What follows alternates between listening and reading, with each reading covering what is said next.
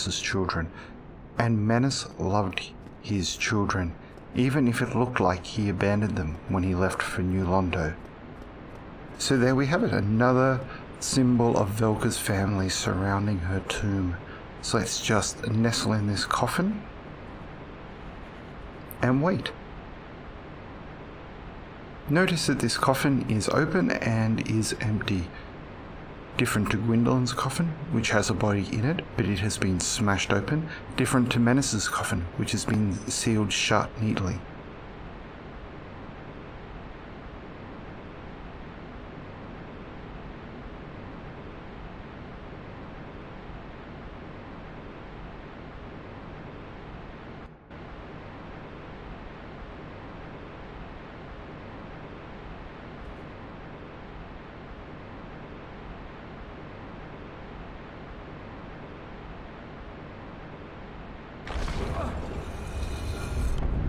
And there is Nito, the Gravelord, the first of the dead.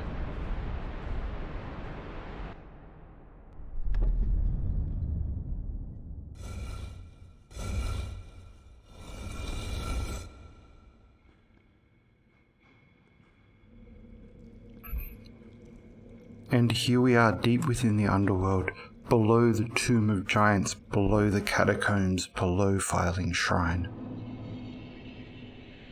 Let's just talk about what just happened there in that cutscene, as it really tells the story of Nito the Gravelord and the First of the Dead. We nestled in Velka's coffin, far above in the Catacombs, and we waited. We waited for Nito to pull himself up out of his coffin, shamble up through the underworld, close the lid to Velka's coffin that we were in, and then drag that coffin all the way back down through those lands to be placed here. And thinking about that, it can be seen how pathetic that is for Nito the Gravelord, who fought and defeated the everlasting dragons, who once oversaw all the death in Lordran. He has been left here alone and unattended, to the point where he must perform that very menial task all by himself. And then after he does all that, Nito pulls the lid off the coffin and then hurries back to his own coffin, places himself in it in an attempt to look majestic and powerful. This is what Nito the Gravelord is at the end of the world. Nito is a character that Lordran, his family, his servants have all forgotten about. So of course we arrived by Velka's coffin, and if we have a look around this area, we've now seen 3 coffins. One for Nito the Gravelord, one empty coffin next to him, and Velka's coffin all the way back here. Notice that there is also water on the floor, and the limestone that makes up this cave is silver.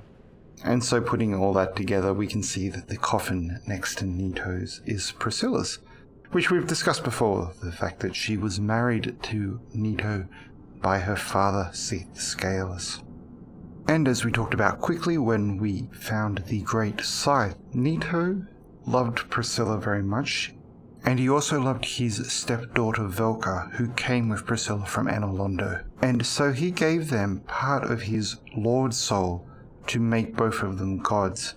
And that's why the skeletons carry falchions and scimitars in the Catacombs. It's because when Velka and Priscilla arrived, they hadn't yet become gods. This is hinted at. We won't see this item till the very end of the game, but when we finally get Nito's Lord Soul, it says that the Lord Soul does not have much strength left. It has had its power given over to death.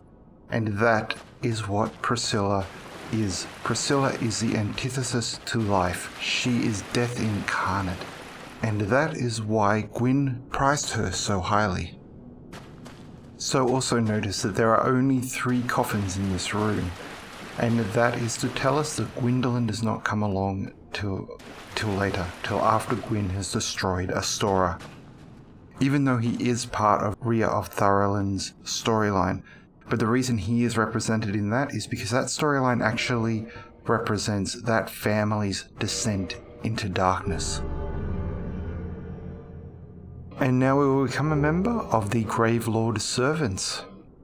And we'll get the Gravelord sword and the miracle the Gravelord Sword dance. We can see here that Nito wants us to fetch the Eyes of Death.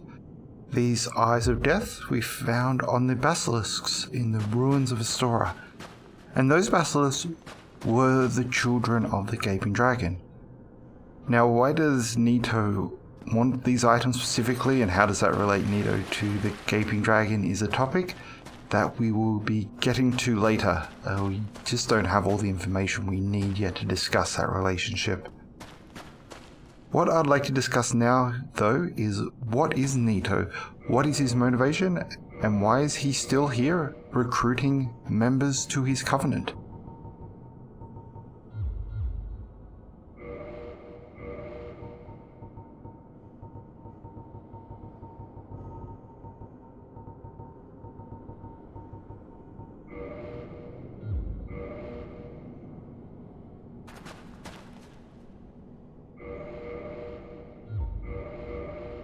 The Gravelord Sword. Sword wielded by the servants of the Gravelord Nito, the first of the dead, crafted from the bones of the fallen. The miasma of death exudes from this sword, a veritable toxin to any living being. So notice that the weapon description mentions toxins, and toxin is a slightly more powerful version of poison.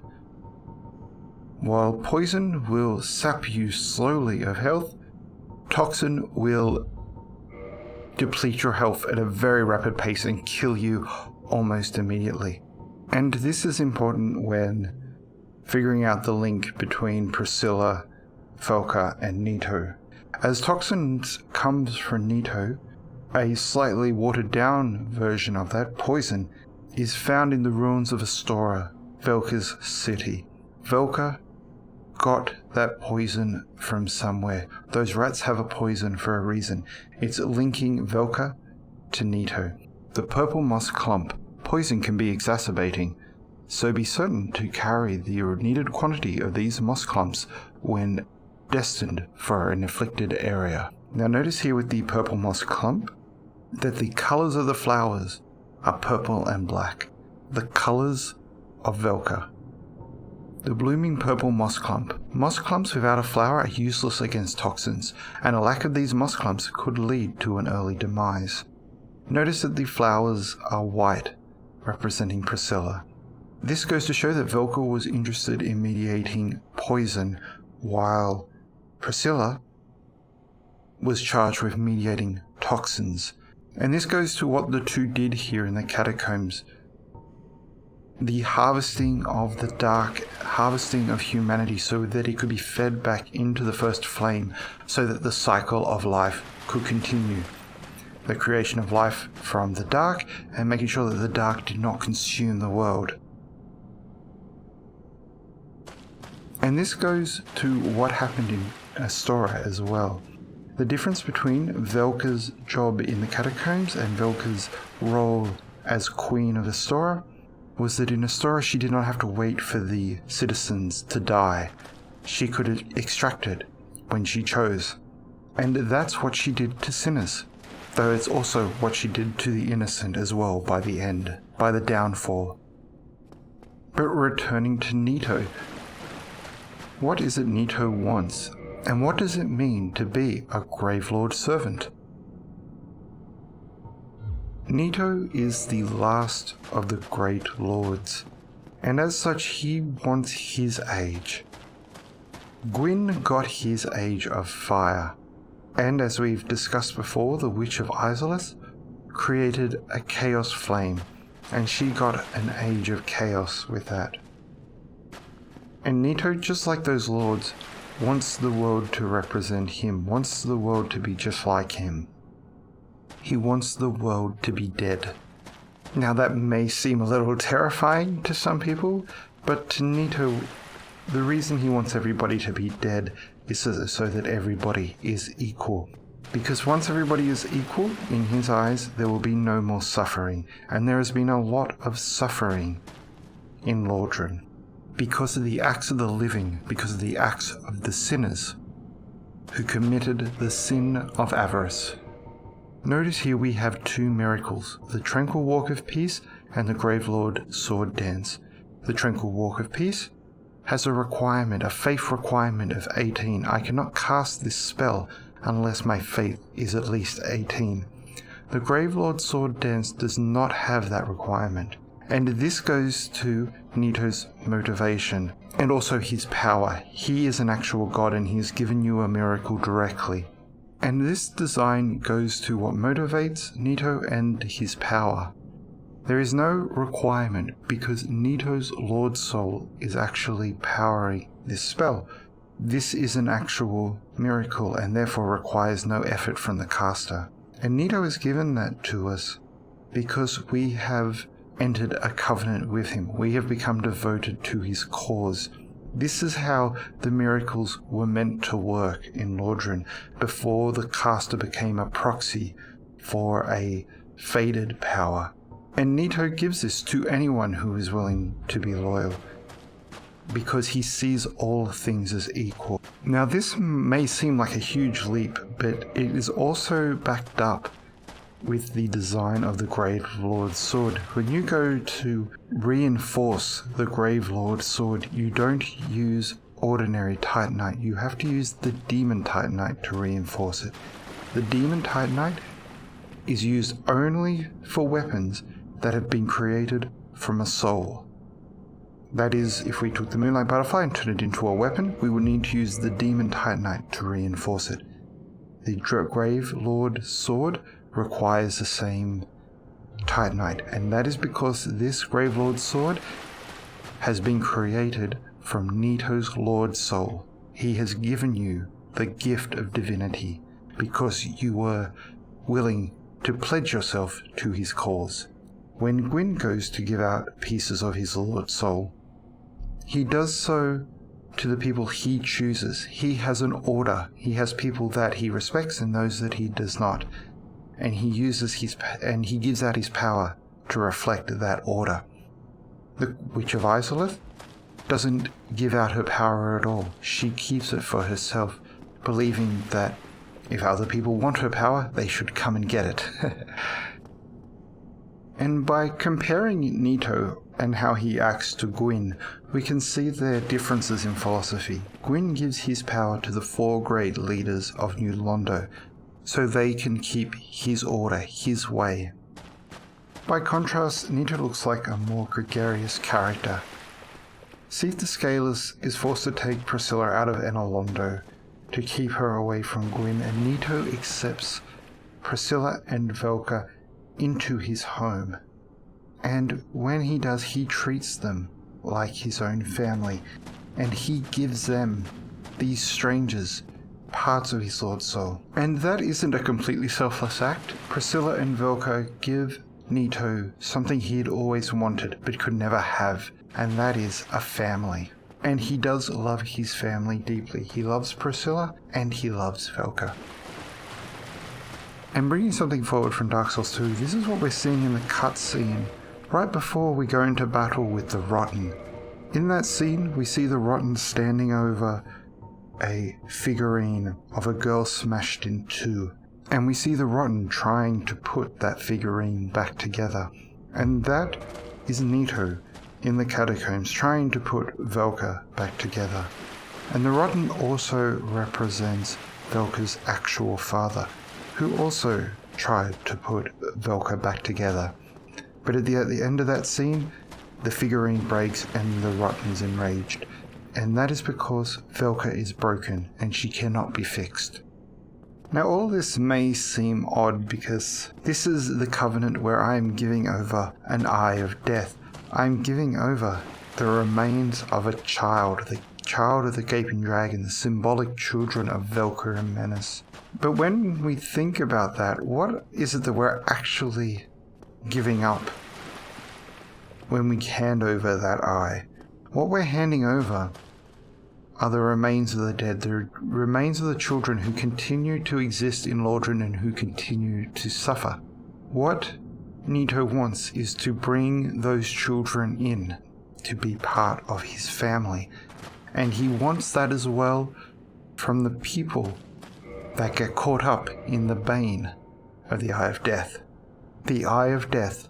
The dreadful eyes of death spread disaster across neighboring worlds. Phantoms lured to the host world may end up as victims, allowing the eyes of death to multiply and leading to further proliferations of bane. So the way that the Eye of Death works is that if I use this item now, 3 neighboring planes of Lordran will be infected.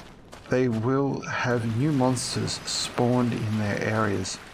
And those monsters appear like red phantoms, and they are tougher than ordinary monsters, and they're usually positioned in places where they can cause the most trouble. And this is to have the same effect as the curse that the basilisks give us, or the mother and child statues we see in the catacombs. They are tricks, they are traps that have been created to slow down the progress of the chosen undead. And in the design of this, we also see the compassion of Nito, if we can call it that, in that this will not affect a character who is not in New Game Plus. If you are in your first playthrough of Dark Souls, you will not see these phantoms. And that is because you are still growing, you are still learning, you are still taking part in Velka's story, and Nito does not want to affect that. You are still a child, and he pities the children that are left behind in Lordran. But once you have played through the entire game, and you have moved into New Game Plus, you have had a chance to see and to learn about Lordran. And so, Nito no longer treats you like a child, and the bane will affect your world. And if you are dispatched by a host, somebody who uses the Eye of Death to lure you into their world, because the only way to get rid of the bane is to defeat the host, you will drop Eyes of Death, the symbols of a child, as you are still a child in Lordran, and Nito still pities you. So there we have it.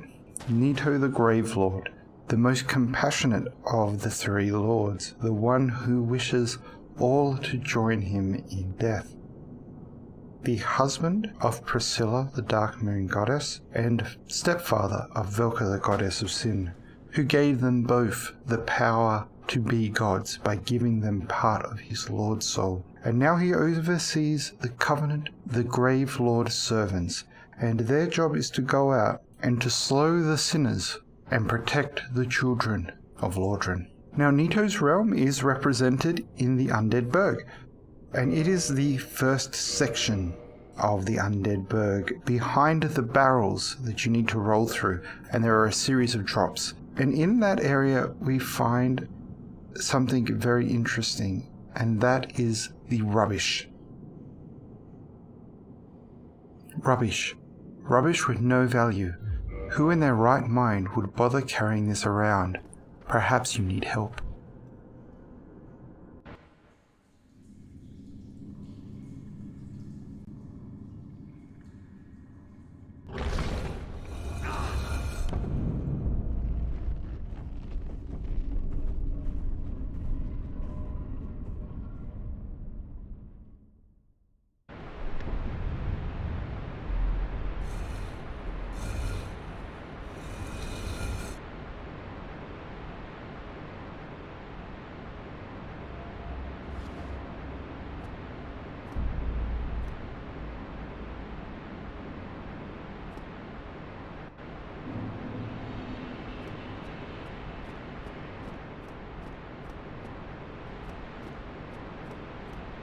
And here we are back in the catacombs, next to Velka's coffin, because she ruled this area along with her mother, the 2 of them harvesting the humanity from the dead. So we talked about just then that Nito is Velka's stepfather. Then who is Velka's actual father? It is somebody who loved Priscilla, and we have 3 people now that we know loved Priscilla. There was Gwyn, Nito, and Menace. But as we learned when we found the leather armor, There is a standard helm, a silver helm, Priscilla's colours with the 4 horns of Priscilla on them. And it is called a standard helm because all of the warriors loved Priscilla. And I'm just realizing I've just left a necromancer alive. So returning to Priscilla's other husband, we must think of the standard helm. All of the warriors loved Priscilla. And the thing that ties Nito, Gwyn and Menace together is that they all fought in the War with the Everlasting Dragons.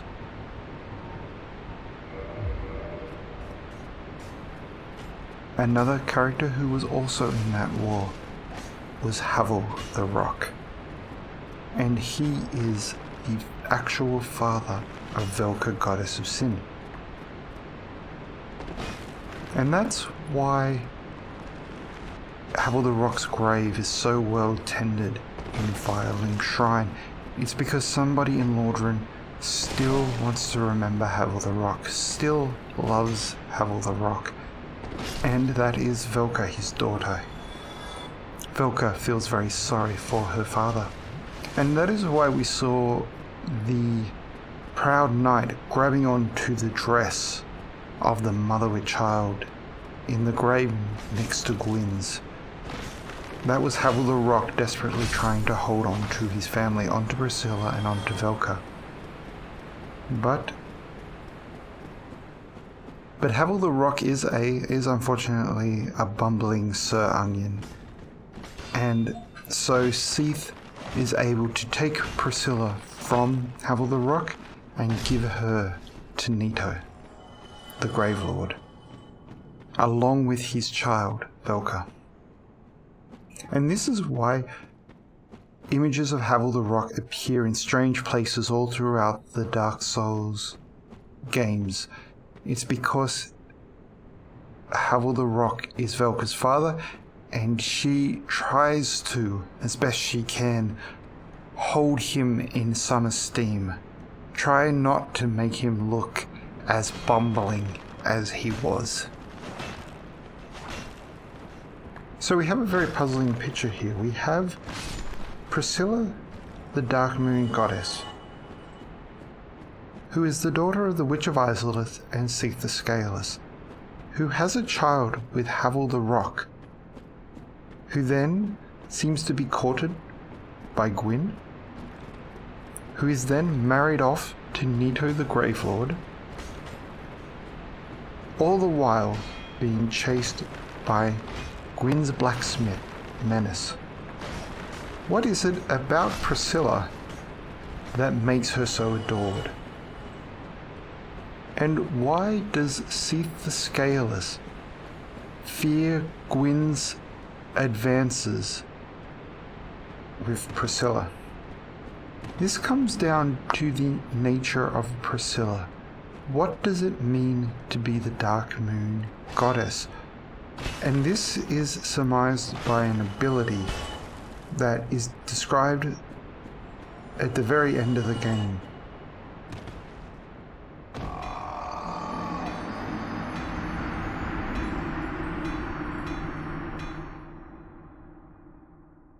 In a weapon that you can create from Priscilla's soul, which is called the Life Hunt Scythe. Priscilla has an ability called Life Hunt, and it is an ability that even the gods fear. You'll notice that when these skeletons attack me, they give me bleeding damage. These were the skeletons that represented Priscilla before she became the Dark Moon Goddess. So this represents what she was able to do innately before she was given a Lord Soul. You'll notice that when the skeletons attack us, we get bleeding damage. And that is what is the embodiment, is the gameplay mechanic that reflects Life Hunt. And the Life Hunt Scythe is so powerful that it will actually cause bleeding damage on the player themselves. And this ability, this Life Hunt ability, is what all the gods feared, even Gwyn. And that's what made Priscilla so important. Whoever controlled Priscilla controlled the gods.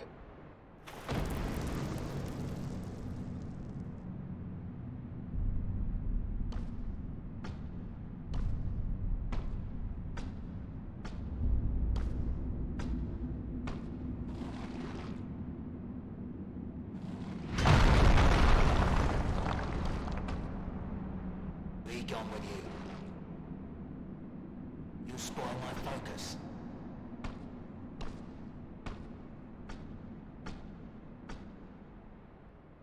And that there is Vamoose. In the last episode, I talked about how there were minor changes between the Prepare to Die edition and the Remastered edition. And I said that they were minor because I hadn't been down to the Catacombs yet. The way that I'm doing this series is do a run through the area, try to remember everything before going back and doing the actual recording. So I had not been to the Catacombs and not realized they'd put a bonfire here. And this is very exciting for me in my interpretation because there's very much a reason why there should be a bonfire here next to Vamoose. And we'll be discussing all that later.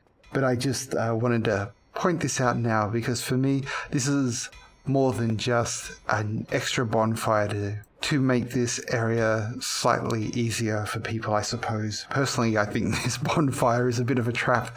I like to homeward bone away from all of these skeletons as quickly as possible. So now let's talk to Vamoose, who is a blacksmith and therefore represents a section of Menace's story.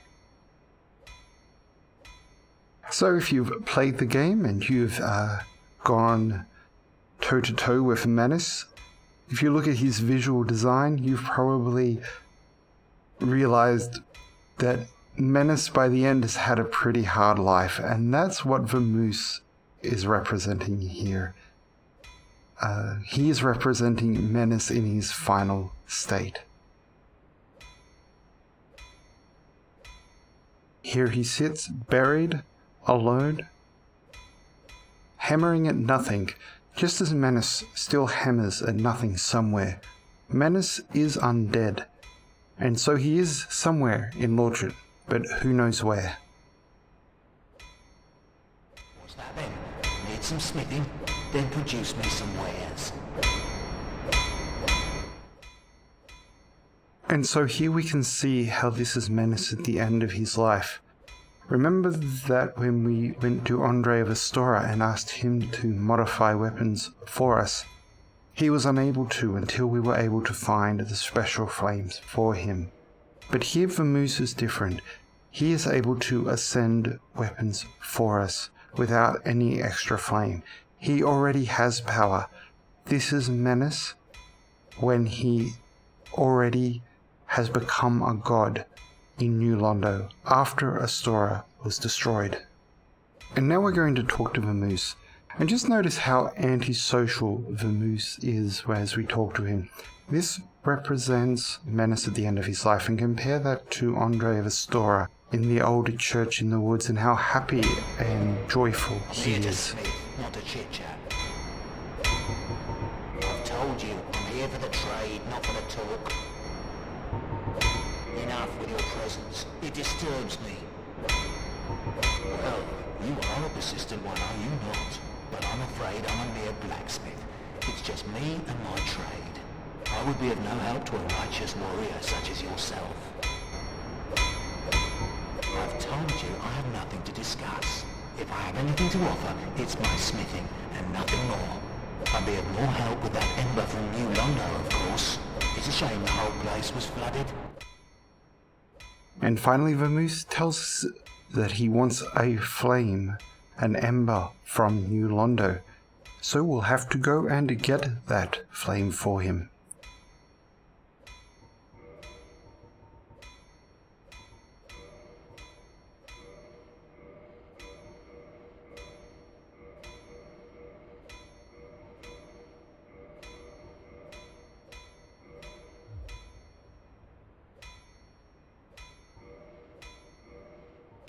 And so now, using a green titanite shard, we can ascend this broadsword, the one we started the game with, to now have special properties to be a fire broadsword.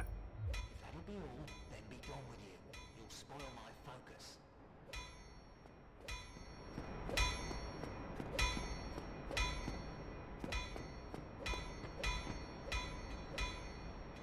And now to suck it up and go into one of the most terrifying rooms in Lordran and finish our discussion on Priscilla and what it means for her to be the Dark Moon Goddess.